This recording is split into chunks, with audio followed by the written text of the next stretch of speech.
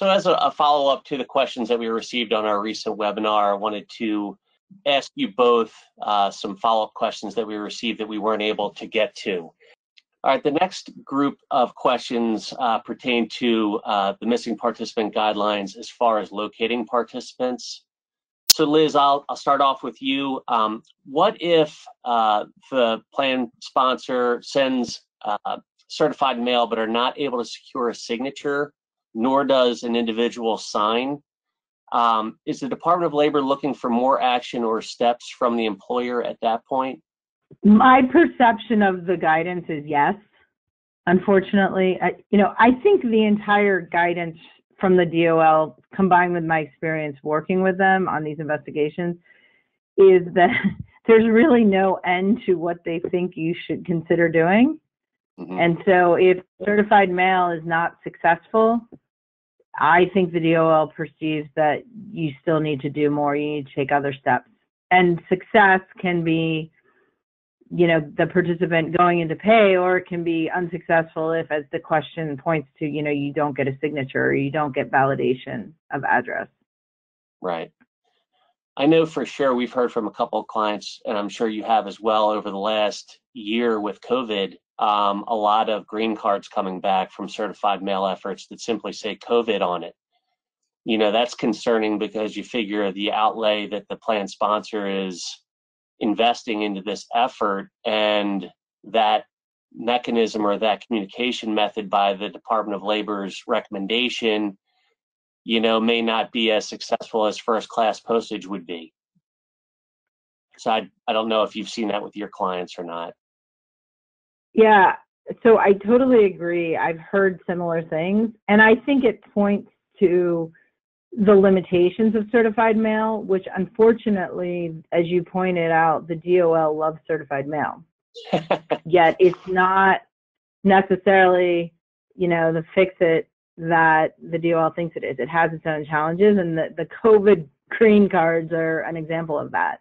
Yeah, for sure. Lindsay, I'll ask you the next question here. Do you think that certified mail or other mail processes with a tracking number is an important step to follow when you're talking about missing participants? It kind of dovetails with what we're just saying, Liz, really, right? But get your point of view, Lindsay. Yeah, no, I think it is an important process. I think, again, DOL lets you balance the costs and benefits. So if certified mail and tracking is, maybe too expensive for the size of the participant's benefit that you're trying to find, maybe you take a different approach. But I think you'd want to kind of document the analysis there. But certainly for participants with, more significant benefits and even ones with moderate benefits, I think it is a step that DOL is looking for folks to take. Okay, good, thanks. Liz, I'll turn the next one to you. When should a plan use social media to search for participants? We hear this all the time, obituary, Facebook, etc. What are the best practices or suggestions that you might have around social media?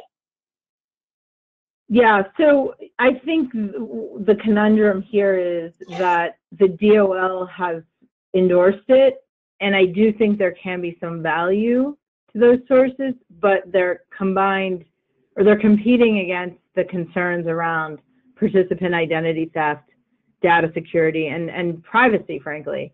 So there's no right answer as to how to use social media. It very much is facts and circumstance. But what I typically recommend is that clients use it as a first pass and sort of as a low-hanging fruit concept, meaning that if you put a person's name into a search engine and immediately some obituary that is clearly associated with them because maybe it references their place of employment or has some very particular identifying, maybe it references the date of birth, sometimes they do.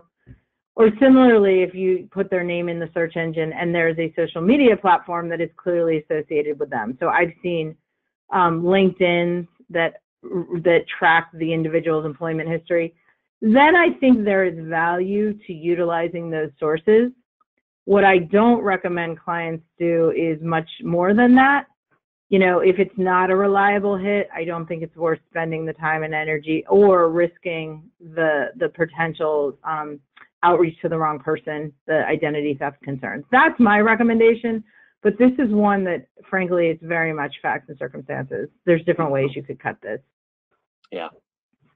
And then Liz, I'll stay with you.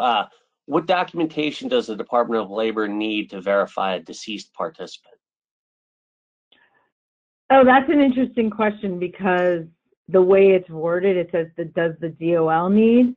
And that's another area where they've actually never said how you definitively identify somebody. And so I don't know what they view they need. And I'm just going to say, frankly, I think this is another one of the areas that's very challenging and the DOL did not speak to. And so in the absence of definitive statements by the DOL, I've advised clients to, again, take a reasonableness approach. If you have some combination of things that seem reliable, I mean, certainly, I guess I should take a step back. I mean, certainly if you can get a verification from the estate or the former spouse that is a death certificate, that's going to be your highest level of verification and seems to me inherently reasonable. But then short of that, you know, it's probably some combination of appearance on the Death Master Index, an obituary that seems well connected to identifying the person, and things like that. But yeah, Mark, this is a tough question in my opinion. I don't know if you have had different experience, but that's kind of where I end up. Yeah, you know, it's interesting because the Death Master file, the results, we track this as a company, have gone down dramatically in the last 11 years, since 2011, last 10 years, to the point that when we're confirming and validating deaths, only 23% of them come from the Death Master file. So the vast majority of the validations and verification comes from obituaries.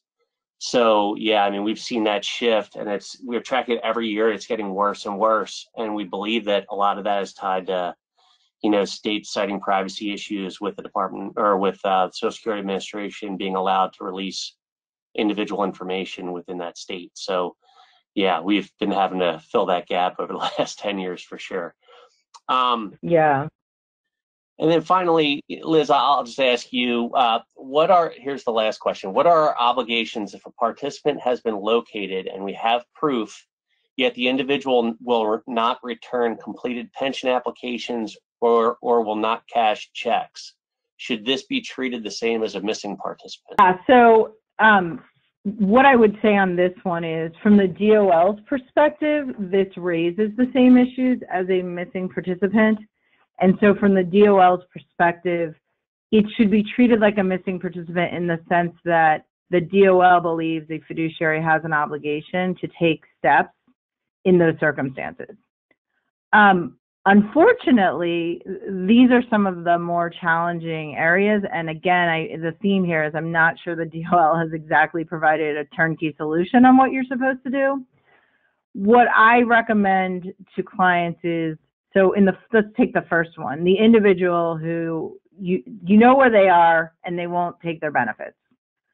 So one option is this idea of, if the plan permits a default payment, that can be one way to address this challenge, but it has to be something that's permitted under the terms of the plan.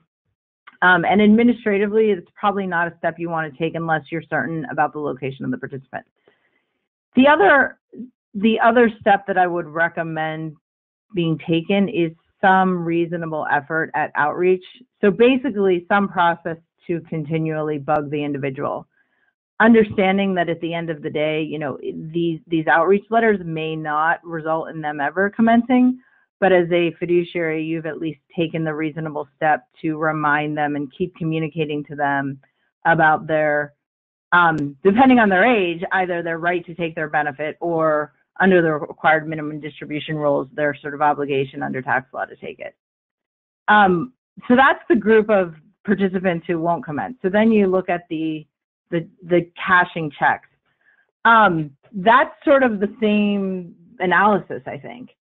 So again, you know, the DOL thinks that's part of the problem and thinks that a participant is not cashing their checks, that a fiduciary has an obligation to take reasonable steps to try and encourage them to do so, What does that look like? The DOL, again, hasn't given us an exact answer, but at minimum, I think it involves some outreach to keep reminding them of their payments. Now, separately, there's also rules around where the assets are, and during that time when the individual is not cashing their checks, but we won't touch on that today, sort of the movement of money back into the plan.